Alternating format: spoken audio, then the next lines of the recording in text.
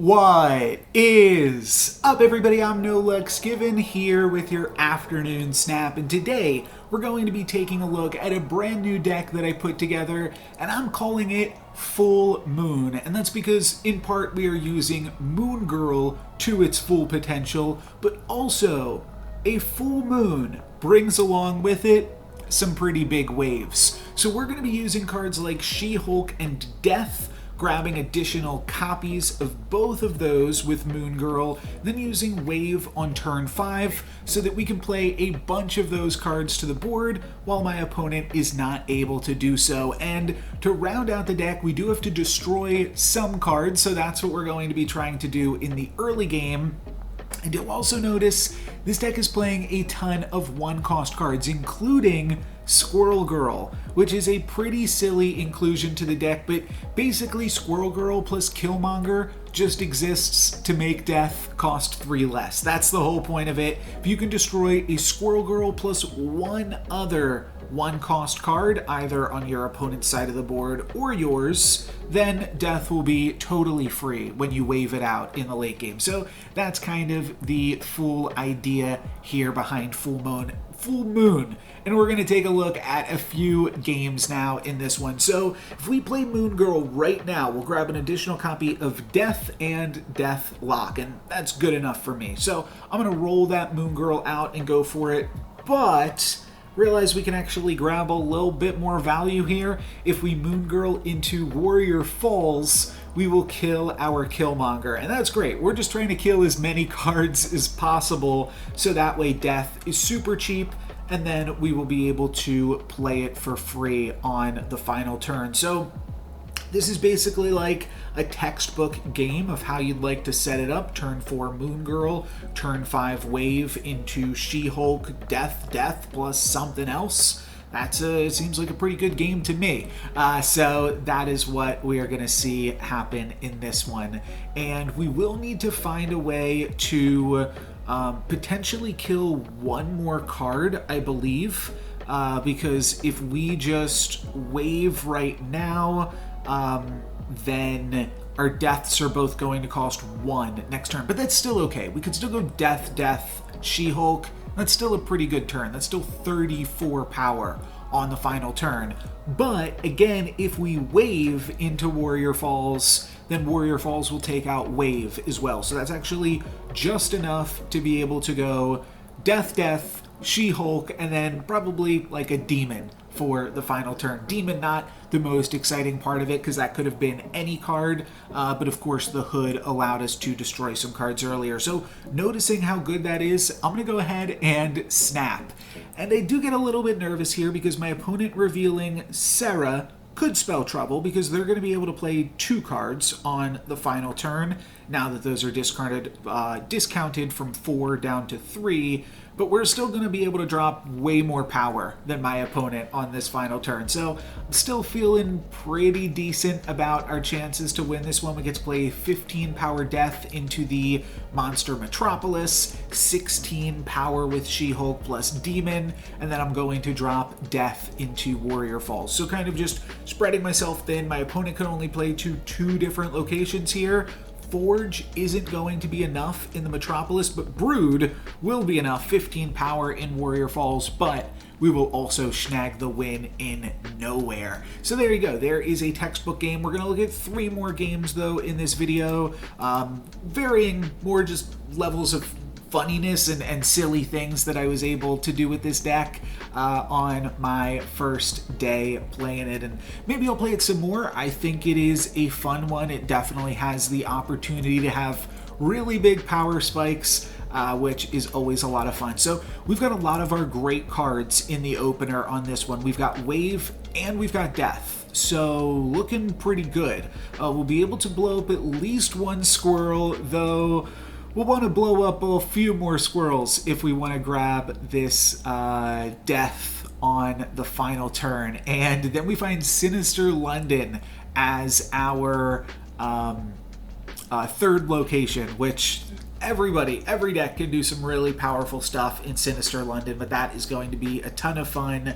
That means we're going to be able to blow up 4 cards, so we're actually going to be able to grab free deaths which is really nice, and we're going to find Aero as our final card here, or our final card that matters, I suppose, because this turn we are going to play Death, and actually my opponent's Killmonger destroys all my stuff, but you know what? That's fine. I don't care. As long as my deaths are free, I don't care. You can take all of my cards here with you.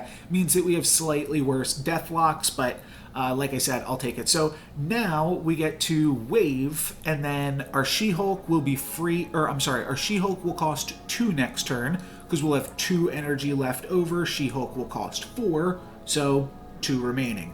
Death will be free, because that's 4 minus 5, so that'll even cost -1, and we'll have enough energy left over to play a free Aero. And what's nice about this is we can play both She-Hulk and Aero into Sinister London, which will amount in a ton of power on the final turn, so that's pretty sweet. I do think about playing Yondu. I thought for a second, this was one of my first games with the deck, I thought that I had to play Yondu to maybe discount Death, but then I was just redoing the math and I realized that we don't have to. So I'm going to take back that Yondu and just play Wave for the final turn, and then or the penultimate turn, and then I will go ahead and snap after realizing just how good this title wave is about to be. So Sinister London, I guess we will have the, if we didn't play Wave in Sinister London, we could have played Aero there, and then, but I think this gives us a little bit more flexibility, because now we get to choose where this Aero is going, though it is 5 less power, so maybe it was a small mistake to play it this way. But either way, now we are going to be able to drop, let's see, 22 times 2, so 44 plus 8 is 52 power on the final turn. So that's a pretty big wave, and going to be pretty tough for my opponent to deal with here. And I think they're going to let us play it out. I don't think that they are going to, I don't think we're going to get a concession for them. But yeah, Ceradex can't really make the best use of Sinister London, so we definitely got the better use of the locations here on this one. They dropped a Vibranium pair, and then a Nova and a Deathlock to give some of their cards a little bit more power. That's going to be nice for them, but not nearly as nice as this big wave that we got coming. Death is going to basically take Sinister London almost by itself, and then we will also move out that Vibranium to win all 3 locations. A cosmic victory. Pretty nice stuff. This next game winds up being a little bit sillier. You'll see why. Yeah, I guess to not spoil it, but we are going to get Central Park as our first location. That's great. Some more squirrels to destroy. Love to see that. And then we'll throw down the Hood as well. And my opponent also playing the Hood. So if we draw a Killmonger right now, that will make Death free basically right away, and we even draw a Squirrel Girl too, but I don't want to play that just yet, because if we don't draw Killmonger, then we got a bunch of squirrels to clean up, and that could be a little bit annoying. So I'd rather just not spend my energy this turn in risk of just having a bunch of squirrels. And we see an armor from my opponent on turn 3, which is pretty silly, but then we also, or I'm sorry, on turn 2 armor, but then we also see the Raft. First to fill this location draws a 6-cost card. It costs 0, and well, we've got enough to fill up the Raft, and we're going to be able to Moon Girl that free 6-cost card. So that is really sweet. It winds up being a She-Hulk, which is just very funny for us, and then my opponent is nice enough to use a Killmonger. I almost would have rathered they had blown up my whole board, but either way, Killmonger's gonna come in, so now we get to cast Death for 4, and then 3 because Yondu will also discount Death in this way. We're going to Moon Girl and grab an additional copy of Death and She-Hulk, and I'm going to go ahead and snap. This means that we're looking at playing a turn 4, and I'm going to Moon Girl in the Central Park and just try to win the other 2 locations, by the way.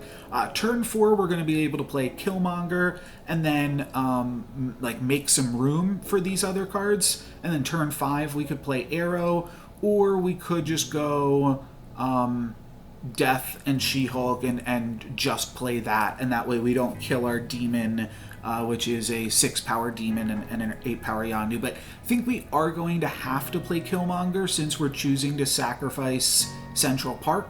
We're going to need space to win in the raft, because just 12 power might not be enough to cut it, especially with my opponent looking like a destroyer deck. So Killmonger's going to make some room. We don't have to worry about like over or underspending. It might get a little bit confusing, but these She-Hulks are just totally free. And our deaths are about to be totally free now as well. So we can Killmonger this turn, and then next turn we can play Aero plus death plus She-Hulk plus She-Hulk, which is like something that this deck can possibly do. It's just funny that we also happen to grab a She-Hulk out of the raft, so that makes this one just a little bit different, a little bit sillier. But we've totally given up on Central Park, which means we have to win these other two locations, and we're gonna have to dodge Destroyer to do so. Not sure what my opponent's thinking about. A Professor X could be terrible. Professor X and we lose the game. My opponent snaps. I think they've just done the math to realize that they have won Central Park and are probably going to win another location with Destroyer. And it turns out they do not have Professor X. So we dodged that. That was one card that definitely could have done us dirty. But they are going to play a Nova and then a Bucky Barnes. Just a little bit more power over into Central Park. So now, speaking of power, we just have to make sure that we beat 15 at each location. We have to beat 18 in Monster Metropolis because of the +3 power that Destroyer would get. But also we're going to Aero their card over into the Monster Metropolis, but we're still going to have enough to take down their Destroyer if that is indeed what they play, and if they don't, it's not going to be as strong, so I'm not super worried about that either. Will actually be a 19 power Destroyer because of Nova, but we beat 19 with She-Hulk plus Death, so that's pretty easy.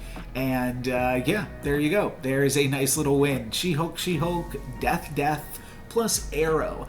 And I do have to say that one of the reasons that I did get to this deck, and one thing that intrigued me about it, is just the ability to go Moon Girl, Aero, Aero on turns 4, 5, and 6, because Aero is a really, really strong card. So that was part of it. I don't think we're going to double Aero in this game in particular, though it's just something to keep in mind as something that the deck does have access to, and I believe that this is still a really, really fun one to take a look at with the power of Aero. We're going to go Carnage on turn 2, and then turn 3 we got that Killmonger to make our death super cheap later on in the game, so that's pretty nice. My opponent with an Angela into Onslaught Citadel, and that does give us priority. So we will be able to Killmonger. We could also, though, choose to hold out and go Squirrel Girl plus Killmonger next turn. So that's definitely an option, but I'm instead just going to run out the Killmonger. Making death cost 6 less is enough that if we wave, it's free. And if we Moon Girl, we could play 2 of them. So I'm fine with it just costing 3 for 12 power. I think that is probably good enough for us here. So let's blow up some squirrels, baby. And I kind of have a cheeky idea with the Squirrel Girl. I've done this before actually in a Patriot video, using Squirrel Girl in the Dark Dimension, so that way you don't have to worry about it filling up your board and taking up your spots. But if you decide that you want the squirrels later, just leave some spots open and some squirrels can get in there. So after debating about it for a second, I am ultimately going to throw this Squirrel Girl into Dark Dimension to potentially give us some power later on in the game. And then I'm going to throw this Deathlock into Onslaught Citadel. It's important to at least battle a little bit for the Citadel. Oh, maybe I just go for Death here. Yeah, that makes a lot more sense now that I think about it. And what the point I was getting at is it's always important to battle somewhat for Onslaught Citadel, or I should say whatever lane the Destroyer deck's armor. Now, because this one is Onslaught Citadel, that's going to be really tough because that warpath is huge. And I actually wasn't even totally remembering that it was getting double the warpath bonus from the Citadel But I told you, this game is going to be using some fancy tricks with Aero. So we're waving on turn 5. It's not going to impact my opponent at all. They're still just going to destroy her on the final turn. But we will get to go Aero plus She-Hulk. And what we can do with Aero is we can disrupt my opponent's warpath, which will give us effectively +8 in the Onslaught Citadel as well from canceling out that ongoing ability. So if we play Aero into Central Park, that'll move Destroyer over to that location, and then She-Hulk will be enough to win the Citadel. And that'll make this game really, really close, but our Aero will add our Central Park up to 15, and that will mean that with the Squirrel Girl, we are able to win in Central Park. So really, really sweet stuff here. That is going to allow us to, wait a minute, it's Cosmo. So this game actually came down to differential and was super close. Squirrel Girl winds up losing us the Dark Dimension by 2, but because we totally canceled out the Warpath, we win an Onslaught Citadel by 4, which was just barely enough to win the game. So really, really close one, and I thought a really cool deck that I wanted to showcase to y'all today. So here it is to see it in its full glory, and also I always put the deck list in the video description. But that is going to be it for me today. Hopefully you guys enjoy, and let me know if you wind up playing Full Moon and how it goes for you. But that is going to be it for me today. I'm No Lex Given. Peace.